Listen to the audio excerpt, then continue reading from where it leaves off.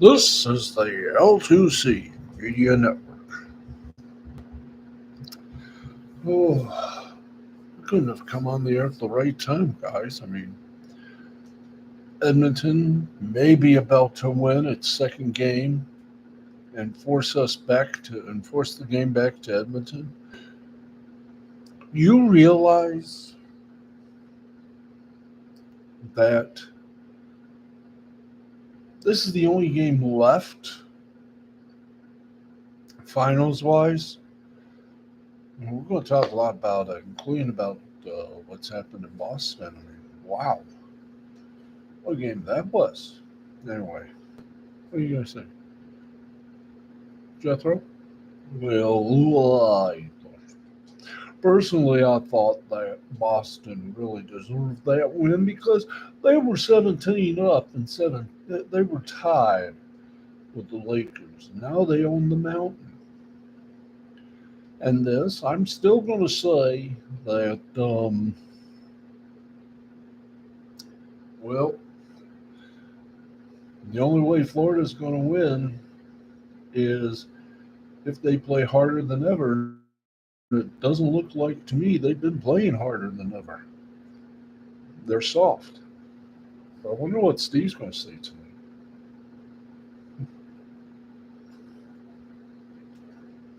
We'll find out.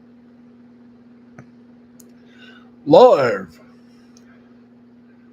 and direct from the Tom O'Neill Memorial Studios in Park Forest.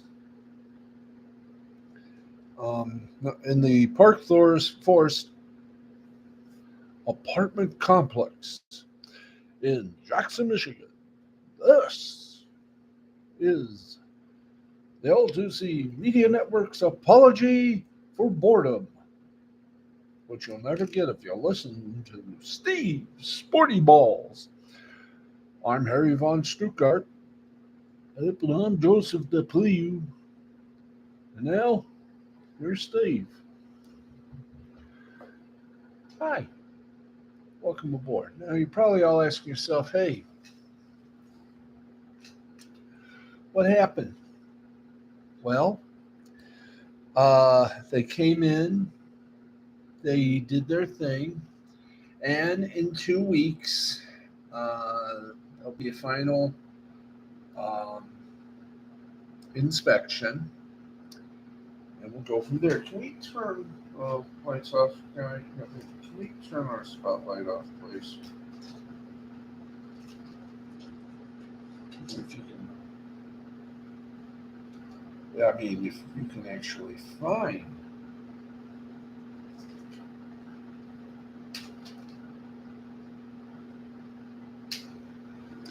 There we go. Thanks. Anyway, hi ho, everybody. Welcome to another spanking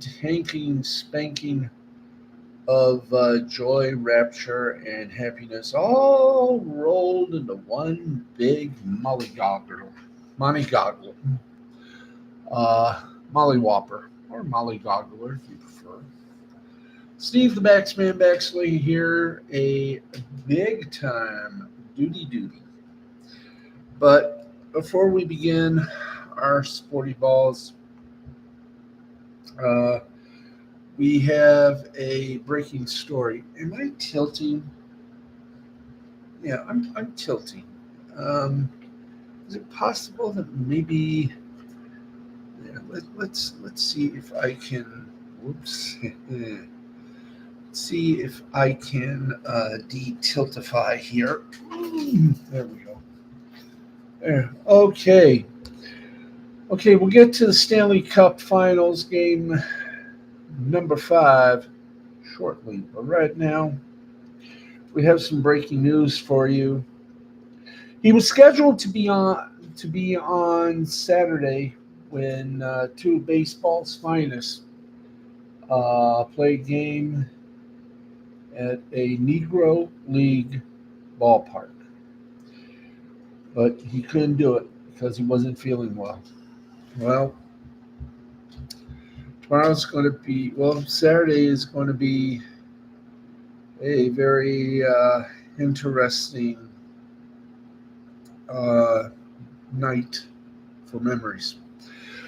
Hall of Famer Willie Mays, one of the greatest players ever to live, passed away peacefully this afternoon. The San Francisco Giants announced he was 93. Commissioner Rob Manfred released the following statement, quote, all of Major League Baseball is in mourning today as we are gathered at the very ballpark where a career and a legacy like no other began. Willie Mays took his all-around brilliance from the Birmingham Black Barons of the Negro American League to the historic Giants franchise. From coast to coast in New York and San Fran, Willie inspired generations of players and fans as the game grew and truly earned its place as our national pastime. Just as his career was ascending, Willie served his country in the U.S. Army in 52 and 53. As the 54 NHL MVP, he led the Giants to victory in the World Series, in which he made one of the most memorable plays ever with the catch in the deep center field of the Polo Grounds. All told, Willie was a two-time MVP, a 24-time All-Star, a 12-time Gold Glover, a selection as one of the game's greatest living players in 2015, and a recipient of the Presidential Medal of Freedom last year. And yet, his incredible achievements and statistics do not begin to describe the awe that came with watching Willie Mays dominate the game in every way imaginable. We will never forget this true giant on and off the field. On behalf of Major League Baseball, I extend my deepest condolences to Willie's family, his friends across our game, Giants fans everywhere, and his countless admirers around the world. Thursday's game at historic Rickwood Field was designed to be a celebration of Willie Mays and his peers. With sadness in our hearts, it will now also serve as a national remembrance as a national remembrance of an American who will forever remain on the short list of the most impactful individuals our great game has ever known. From Tony Clark, the executive director of Major League Baseball Players Association, the Players Association joins the rest of the baseball world in mourning the loss of Willie Mays, a national treasure and one of the iconic players in the game's history. From his professional debut with the Black Barons at age 17 through his 24 All-Star games to his Hall of Fame induction in 1979, Willie's skill on the field and impact off it elevated him to a stature that was literally larger than life. Beyond the 660 home runs, the 3,293 hits, and countless accolades, the Say Hey Kid played the game with an earnestness, a joy, and a perpetual smile that resonated with fans everywhere. He will be remembered for his integrity, his commitment to excellence, and a level of greatness that spanned generations. We extend our sympathies to Willie's family and his countless fans and friends throughout the game. Now, you heard mentioned he was known as the Say Hey Kid. May was born and raised in Westfield, Alabama. He began his baseball career with the Birmingham Black Barons of the Negro Leagues while still in high school in '48. Mays was expected to be honored later this week at the upcoming MLB game at Rickwood Field Thursday night, home of the Black Barons, but had already announced he would not be in attendance. In 1950, Mays signed with the New York Giants and finished that season in the minor leagues. He made his MLB debut and began his decorated big league career in '51. That season, Mays was named National League Rookie of the Year after hitting .274 with 20 home runs in 121 games as a 20-year-old. Mays was drafted by the Army to serve in the Korean War. Following the '51 season, he played only 34 games in '52 before reporting. He missed the rest of the '52 and all of the '53 while serving. When he returned in '54, he earned the first of 2 National League MVP awards and the first of 24 All-Star Game selections. He led the league with a .345 average that season. Mays helped guide the Giants, who moved from New York to San Francisco in '58. defeat Cleveland in the 54 World Series in the eighth inning of Game 1. Mays made one of the most iconic catches in baseball history. An over-the-shoulder snag to take extra bases away from Dick Worst. He was incredible. It was 483 feet at dead center field at the Polo Grounds, and Mays made that catch only a few steps shy of the wall. The score was 2-2 at the time, and Cleveland had runners at first and second with no outs.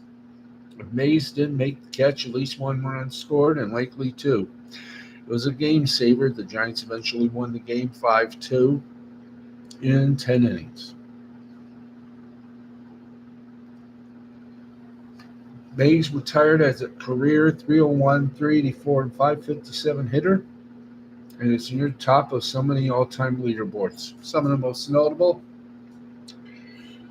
he placed 13th, the all-time hit squad, with 3,292. He placed 6th in all-time for home runs at 660, 12th all-time with 1,909, 4th all-time in total bases at 6,080, 7th all-time in runs scored with 2,068, and 5th all-time with a 156.2 WAR. He was voted into the National Baseball Hall of Fame, or National Baseball Hall of Fame, in '79. His first year of eligibility, he received 94.7% of the vote. At the time, the most ever for a player who was on the ballot for the first time.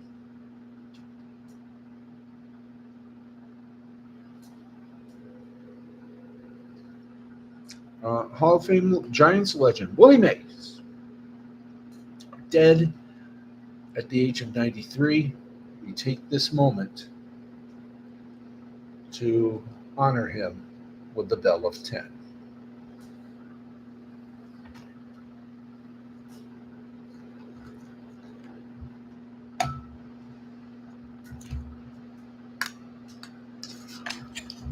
Bong,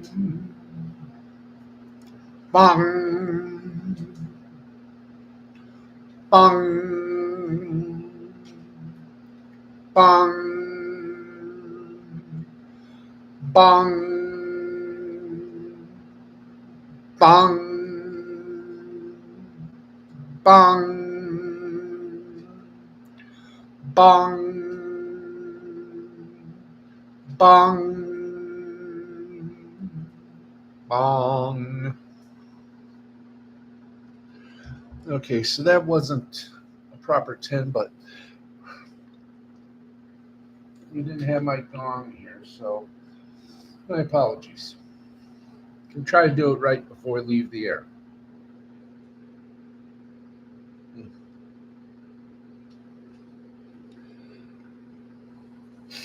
Okay, what about the Cleveland Cavaliers? How are they doing? Well, the 2021-22 Cleveland Cavs had largely found the basis of their defensive identity. They badly needed another injection of scoring. They traded for Donovan Mitchell, hoping that a partnership with Darius Garland would give them one of the best offensive duos in the NBA. But last season, the Cavs' offense ranked 16th in the league. Cleveland has underwhelmed in the last two postseasons as well. At this point, first round upset against the New York Knicks ended their 23 season. They made it through the first round in 24, but it took 7 games against an Orlando Magic team even younger and less experienced. The Boston Celtics knocked them out from there. Now the Cavaliers are at a crossroads. Donovan Mitchell is 1 year away from free agency. His fit with Garland clearly hasn't worked. It's hard to mention both are back in Cleveland next season. So what should we expect on the trade front out there for Cleveland's 2 sharpshooting guards? Not a lot. And I'll be back in a moment.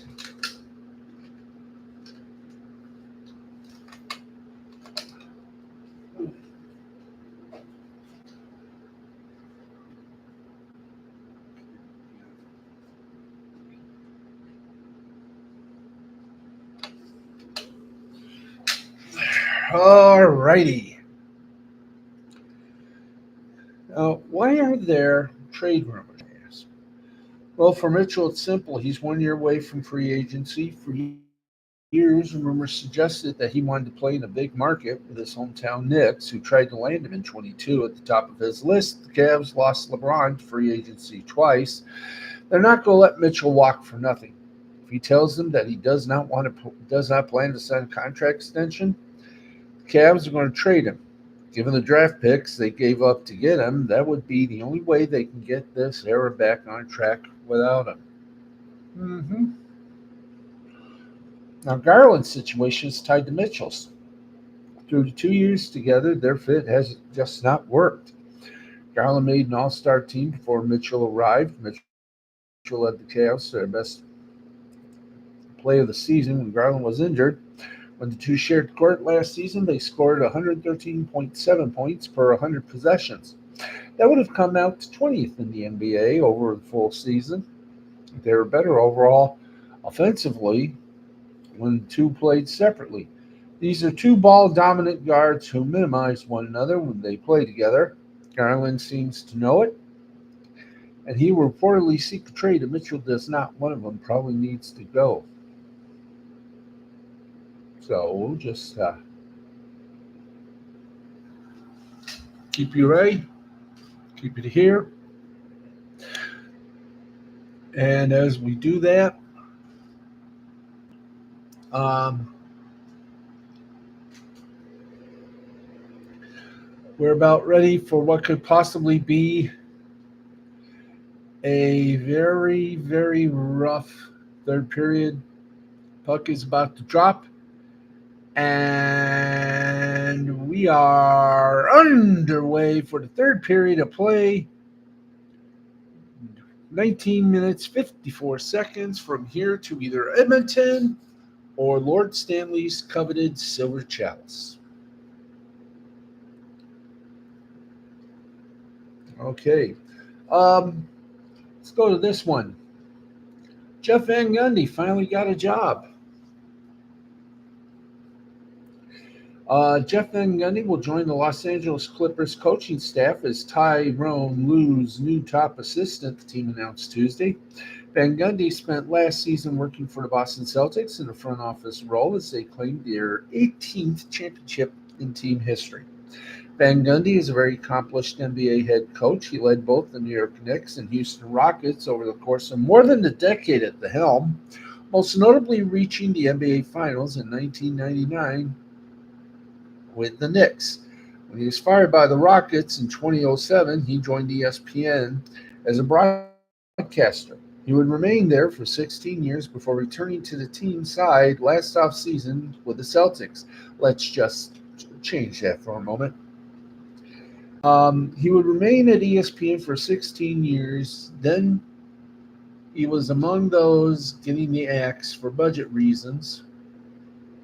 And so he went to the Celtics. Though Van Gundy was not coaching the NBA, he did coach Team USA across several qualifying tournaments. He didn't work directly with the stars USA basketball sends to the Olympics and other major tournaments. He did help them qualify for those events. Under Van Gundy, Team USA won gold at the 2017 FIBA AmeriCup and also qualified for the 2019 World Cup. It was with Team USA that Van Gundy, according to Wojnarowski, got close to Lue, who was an assistant under Steve Kerr on the national team staff. Lue recently signed a 5-year, $70 million contract to remain with the Clips for the long haul. However, the Clippers experienced a bit of turnover on their staff beneath him when lead assistant Dan Craig joined the Chicago Bulls. That opened a slot for Van Gundy to join Lue's bench. This will be a pivotal offseason for the Clippers when it comes to building their roster for the next several seasons. Both Paul George and James Harden are set to become free agents. And while Harden is not experienced or expected to have a robust market, multiple teams are reportedly planning pursuits of George, the Clippers. So at this point, they've reportedly not offered George a full 4-year maximum contract. Teams like the Philadelphia 76ers and Orlando Magic are expected to. We just lost the transmission. Hold up.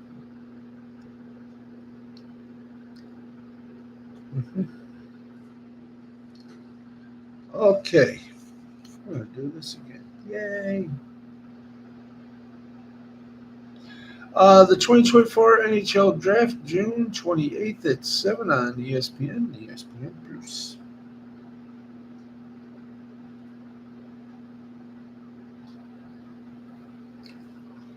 Okay, it's still 4-2. We've just hit the 17:30 mark.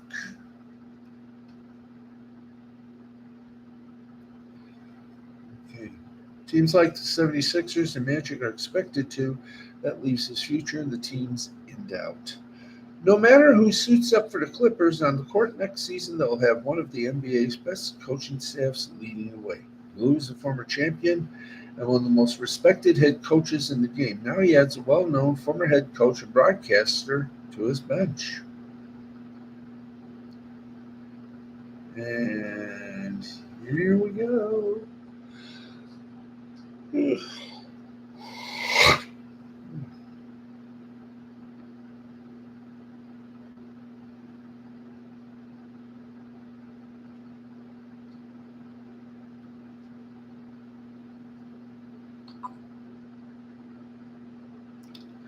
Okay, right now there's still 4-2. We are just about nearing the halfway mark.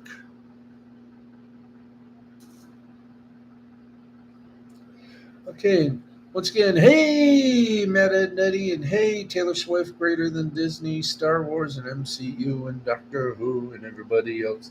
So, congratulations, Jeff Van Gundy. You may be exactly what that team needs. Okay, we're at 10:22. We've been on the air for 21 minutes, 33 seconds. Hmm. Hmm. Delish.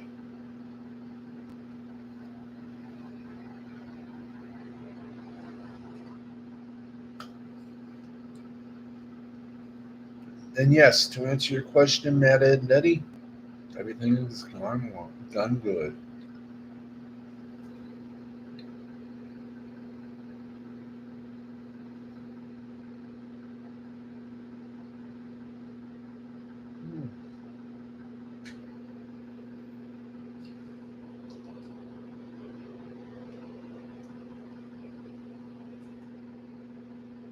Hmm. Hmm.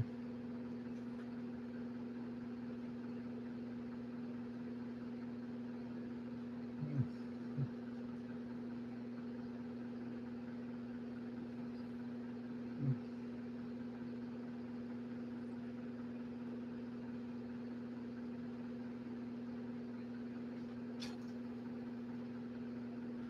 Hmm.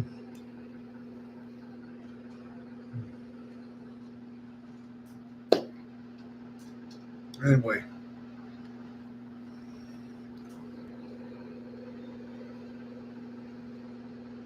just swallowing here as we continue the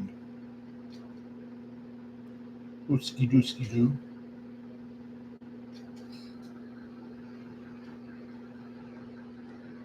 Mm.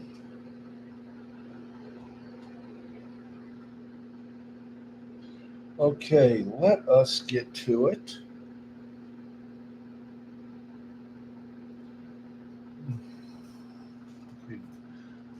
It's still 4-3, 15:32. Yeah, 15:32 left to play. Yahoo.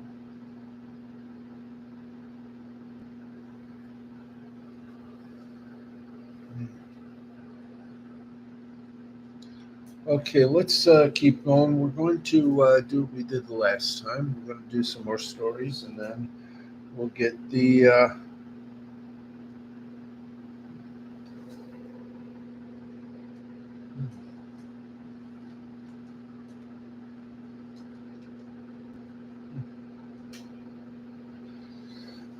We go to Daily Express.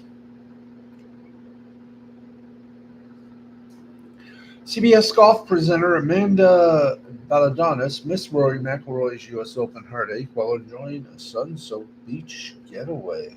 Hmm. The CBS Sports reporter posted a bikini-clad photo to her Instagram account taken from a weekend in the Hamptons, a popular U.S. seaside destination. Uh, Leonis was rumored to have been romantically involved with McIlroy, who endured a weekend to forget at the U.S. Open. The Northern Irishman boasted a two-stroke lead heading into the final part of Sunday's action in North Carolina, only to throw away his advantage and gift-wrap the title from Bryson DeChambeau. Following the collapse, McIlroy fled the Pinehurst course in under an hour, returning to the $17 million Florida mansion he shares with wife Erica Stoll. The U.S. Open heartbreak comes amid a turbulent time in the golf for his wife, with McIlroy having recently called off his planned divorce with wife Stoll. It was reported in May that the pair had filed for divorce, only to perform a dramatic U-turn ahead of last week's U.S. Open. Addressing the situation, the four-time major winner told The Guardian, over the past weeks, Erica and I have realized that our best future was as a family together. Thankfully, we have resolved our differences and look forward to a new beginning. However, between the divorce being filed and then subsequently scrapped, talk of a blossoming McIlroy and Belonis romance were picking up. Uh, Belonis, who was spotted without her wedding ring, is said to have shared a warm embrace, which included a hug with McIlroy following this month's Canadian Open. Wow.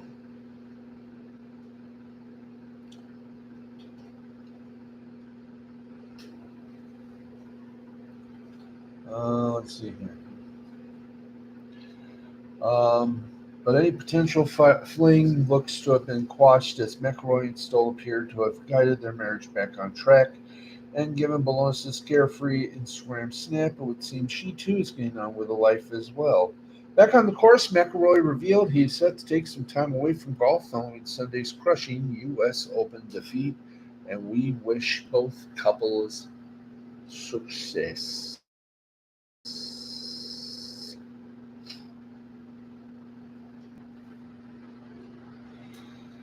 Okay,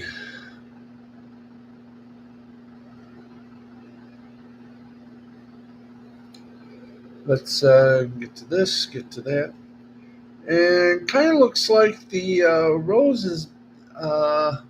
the Rose is not really having a good effect on ESPN. Pat McAfee has reportedly not signed a new college game day contract for 2024. Will McAfee return to college game day in 2024? We're a little over 2 months away from the beginning of the season, and right now, it's not sure thing. McAfee has recently been coy about his future on game day, pledging that it's pledging that it will get figured out. When talking with fellow game day star Kurt Herbstreit, but admitting that it wasn't quite set in stone yet. Now, that certain uncertainty appears to be reality, as a new report indicates McAfee has yet to sign a new contract for College Game Day, which is separate from the licensing deal that allows his daily show to air on ESPN throughout the week. Um, it's hard to envision College Game Day without McAfee, especially given the rapport that he shares with Herbstreit and others on the set. But with Nick Saban coming on board next season, things will get even more crowded. McAfee's tour de force was featured center stage on College Game Day this past season. The former punter would seem to be a great fit for the traveling show, as his target audience and the game day demo have plenty of overlap. His kicking competitions were fun, and his larger-than-life personality definitely translated to a more energetic product, especially his interactions with the live crowd. He also took the Pat McAfee show live on Fridays from the game day set throughout the college football season that were notable for the many stars it drew and the live audience he was able to attract. However, as we've seen many times over with McAfee in his brief ESPN career, there was also a couple, maybe some very polarizing elements. And if anything, maybe the show was centered too much on his escapades. McAfee stepped into some controversies with various fan bases, and it was clear that the split reaction he received from college football fans over his presence on the show weighed in on him. Being part of a televised sports institution such as College Game Day, by the way, it's 4-3 Edmonton. We're about 12:37 left to play in regulation. Um, Being part of a televised sports institution such as College Game Day is a different proposition from his own personal kingdom on the Pat McAfee show. Given all that, it would have to be classified a major upset. McAfee didn't appear on College Game Day this fall, but the fact that a deal hasn't been agreed to does lead one to wonder why it hasn't happened yet, and maybe he's starting to enjoy being involved in Monday Night Raw a little too much, but that's neither here nor there. That'll be on Netflix. Okay, we're about a minute 47 away from reaching the half, and right now, wow, it's very incredible what's going on. Hmm. Let's see. For those of you that love Mountain Dew, they just launched an exclusive new flavor. Um, we've already seen Pepsi Peach, Pepsi Lime, Peach Coca-Cola, and Red, White, and Blue Mountain Dew on shelves. Now, as if 3 new summer Mountain Dew flavors weren't enough, the soda brand has decided to add one more. Joining its Star Spangled Splash, Freedom Fusion, and Liberty Chill flavors, Mountain Dew's releasing a new limited edition Infinite Swirl soda. However, there's a catch with this latest drink. It's only available at select convenience stores. Those looking to try the new pineapple and berry flavored Mountain Dew will have to stop by the local 7-Eleven, Speedway, and Stripes stores. The new flavor will be sold in 20-ounce bottles exclusively at those locations beginning now through the end of the year. Yay! Mountain Dew is also taking over the Slurpee machine beginning June 26th. The brand's new Freedom Fusion soda will be available in Slurpee form. The Mountain Dew Freedom Fusion Slurpee is a frozen version of the white lemonade peach soda rolling out on shelves now. While Freedom Fusion is a limited time offering, 7-Eleven says it'll be available as a Slurpee flavor through the rest of the year. Yay! So there ye go. We're going to try to update you on a whole lot of things here. It is Edmonton 4, Florida 3, 11:07 left before we hit that halftime. And by halftime, I mean the 10-minute mark.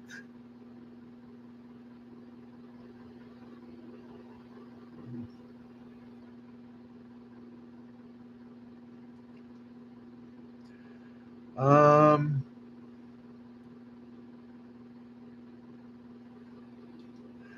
no. Let's not get to Usher, okay? Usher's had too much. Okay. What we got? Come on, guys.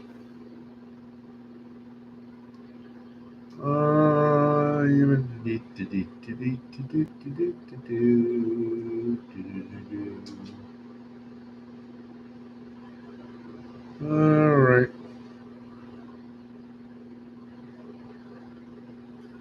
Woody Harrelson was involved in a motorcycle accident as Ted Danson steps in. The actors who starred together on the '80s sitcom Cheers appeared on Monday's episode, the Conan O'Brien Needs a Friend podcast.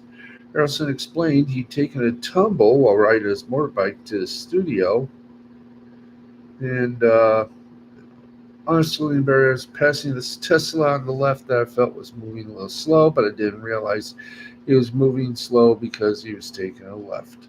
The 62-year-old said the motorcycle is his primary mode of transportation around Los Angeles, and the incident with the car made him late for his interview with Conan O'Brien. Oh, too bad. Okay, ba-boop, ba-boop, ba-dee-boop, ba-boop. Alrighty. Okay.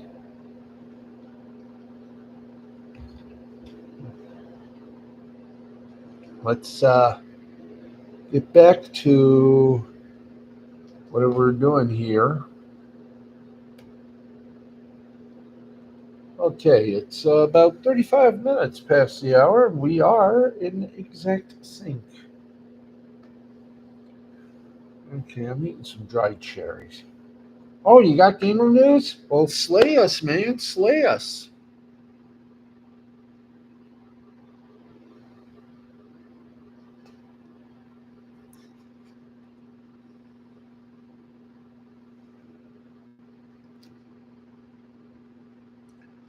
Let us have it, Matthew.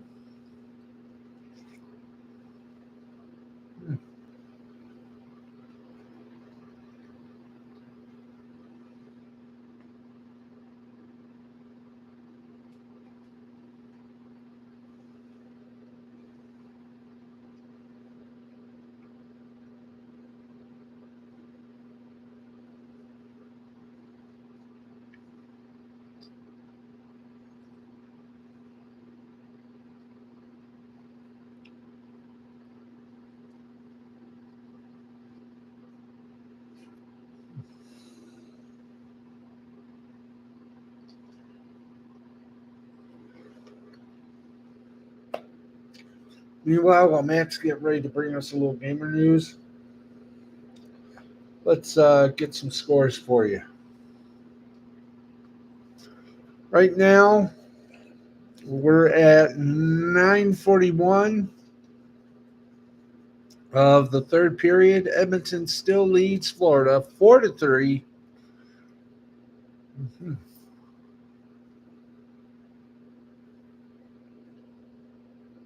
Okay, Matt has just given us some news. The Nintendo Direct happened. We got quite a lot of announcements, from a new Mario and Luigi game to a new Zelda game where you play as Zelda, and ending off with the gameplay of Metroid Prime 4. Wow. That is not bad there, man.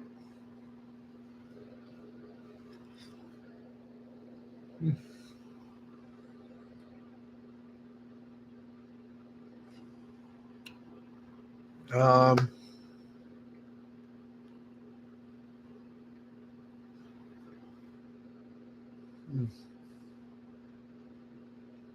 okay, he's going to link in the direct on the Discord. Hmm. Let's get you some scores. Let's first go to some soccer action. Euro 24, Group F. Turkey defeated Georgia, not the state, but the country, 3-1. Portugal defeated Czechia 2-1. And do we have some stuff? Yes, we do.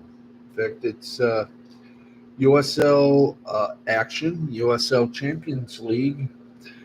Las Vegas Lights and Colorado Springs Switchbacks will be playing later on tonight. In League Two action, Vermont over Connecticut 2-1. Staten Island over Ironbound 3-1. Boston lost to the Seacoast 1-0. Union FC Macomb Ann Arbor took out Union FC Macomb 3-2. Florida Elite defeated Brevard 2-1. Lansing City Kaihold Michiana. Let's see. Where are you? Michiana 7-0. So Lansing City wins again. Wow. Western Mass over Pathfinder 2-0. Toledo and Kings Hammer tied, ending at 1 apiece. Riverlight over Chicago City 3-1. Two games yet to start up. Charlottesville over Pawtucket Football Athletics and Tennessee over Southern Soccer Academy. Win it. In the NPSL East Region, Keystone East Conference, Atlantic City not giving us a little look-see. Neither are they, them, and those. There's a big-ass mean attack here. Let us see here.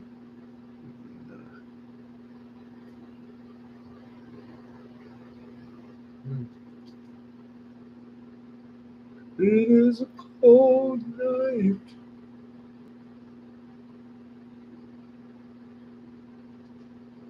Okay. We're going to get some gamer news right off the bat. If I here.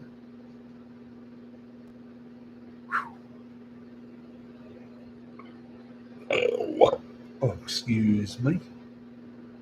Major League burped on that one. Okay, can we?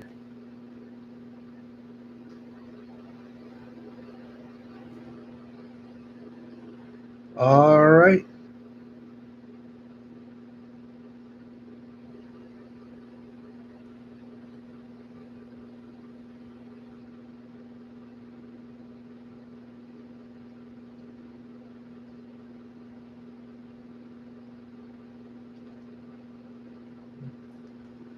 Okay. Getting a little tired here.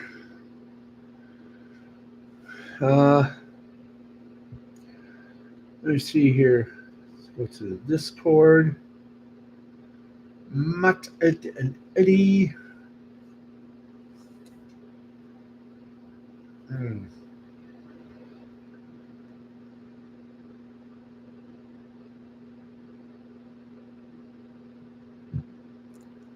Okay, it's still 4-3. Miami over.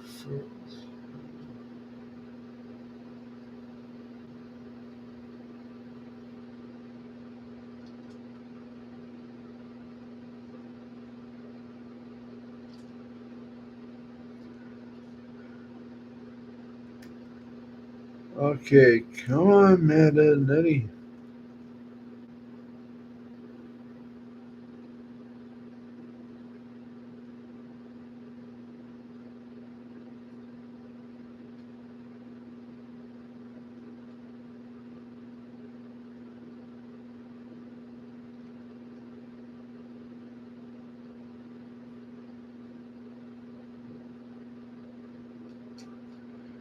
Okay, let's oh. Hey, not bad. I like the overlay. Very good. Very good.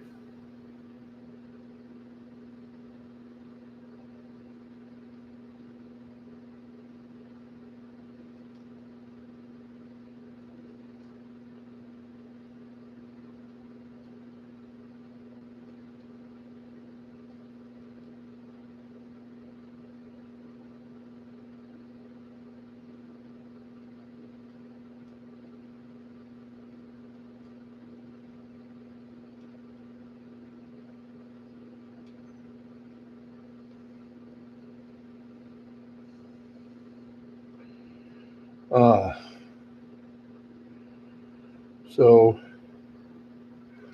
there you go. I like that. Very nice.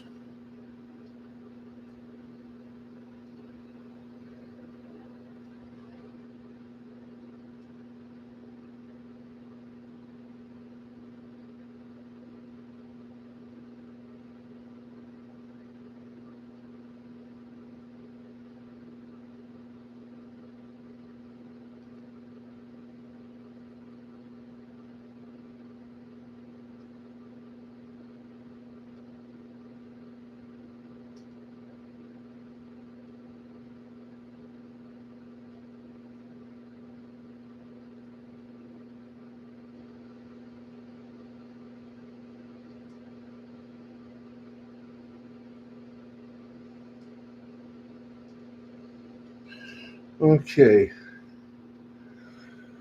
Oh boy. I think. Wow. Yeah, kind of. I like it. Yes, I do. I like it. Okay, and I like it a lot. And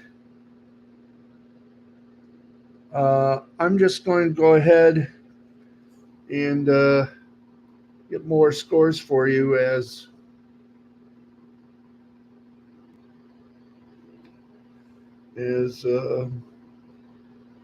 we get you back to the action here.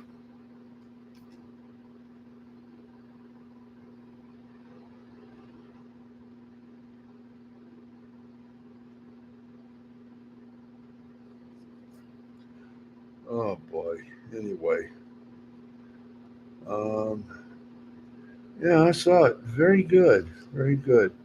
Okay, folks. I think.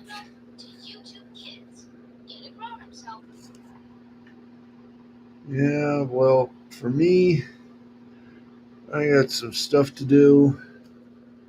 So let's give you a little bit of action that has taken place.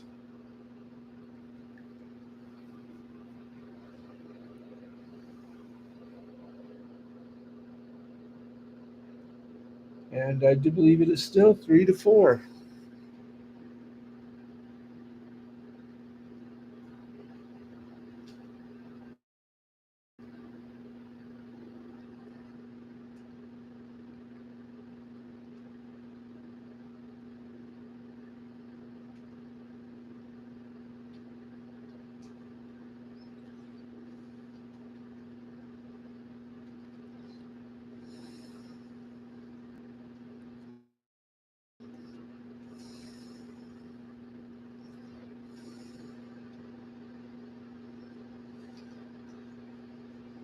Mm,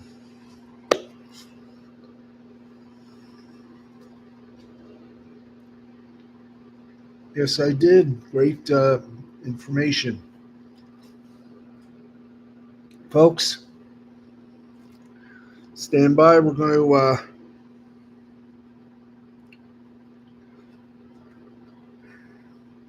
close out our show because I am getting a wee bit tired. I went to my doctor today and he said, Steve, for you just turned 60, you can take naps. So I'm going to take a nice long one.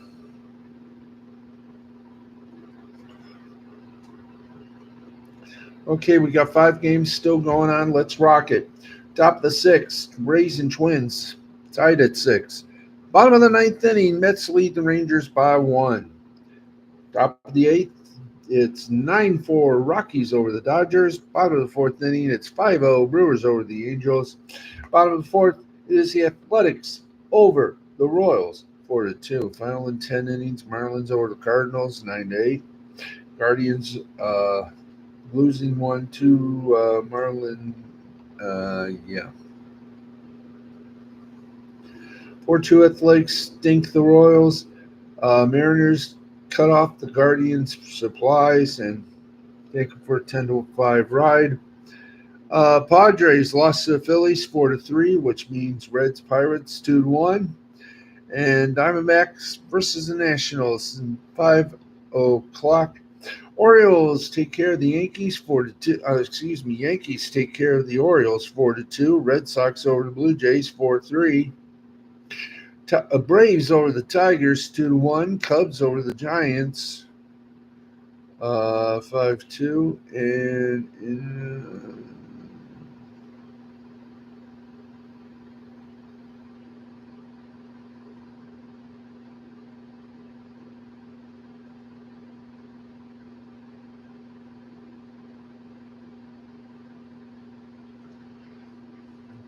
let's see. Cubs beat the Giants 5-2. White Sox beat the Astros 2-0. NHL 134 left to play. Oilers going to take it to game 6. They beat the Panthers 4-3. WNBA at the half. Mercury leads Liberty 51-46. and the Sun leads and beat the Sparks 79-70. Folks, um, that is it. And not a moment too soon. We got about 1 minute left to play. Game halted for a bit.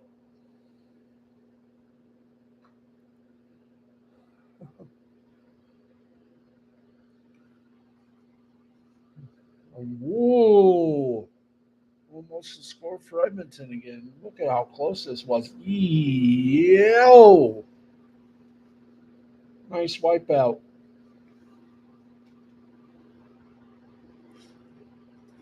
So, Edmonton, which was down 3-0 to a very strong Florida Panthers team, is 1 game away from sending it to a 7th game, but they have won 2 games, which means hi, Game 6. How are you?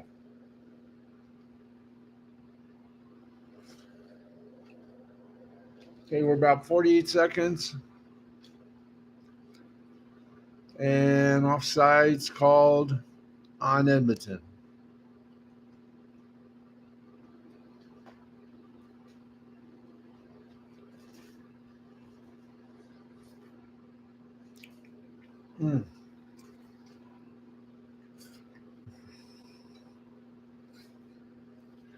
Okay.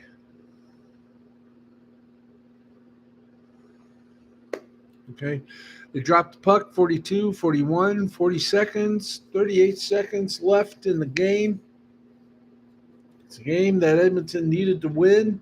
And it looks like, unless there's a tie coming up, looks like we're going to Game 6 standoff in Edmonton. Whoa!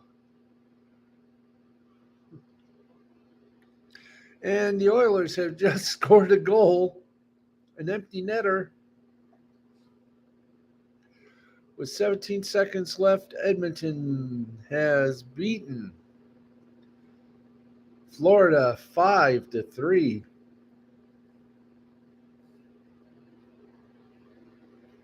And wow.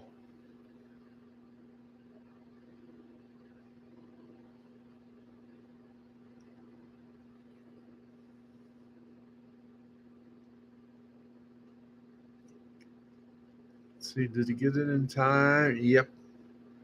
But the other was a strict score.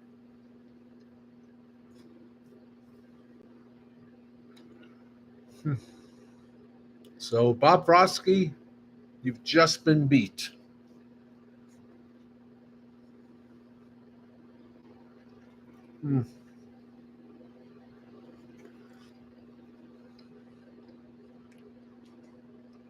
So, Edmonton beats Florida Saturday 6-1. And they do it again.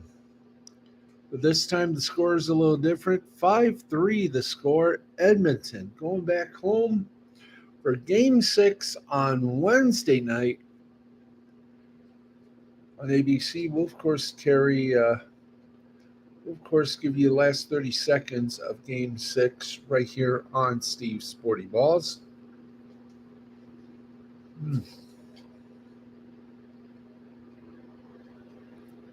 But, folks, that's going to wrap it up for us. Edmonton has just beat Florida. Game 6 back in Edmonton. And we're going to go. Thank you, everybody, for... hey, we're back. Thanks, everybody, for coming back. And good night. This has been a presentation of Mystifying... what do we call it? Oh, jeez. Oh, yeah. This has been Mystifying Creativity Production in association with the L2C Media Network and Dr. Scholl's Instant Pillow. Thank you, everybody. See you tomorrow night. Awake.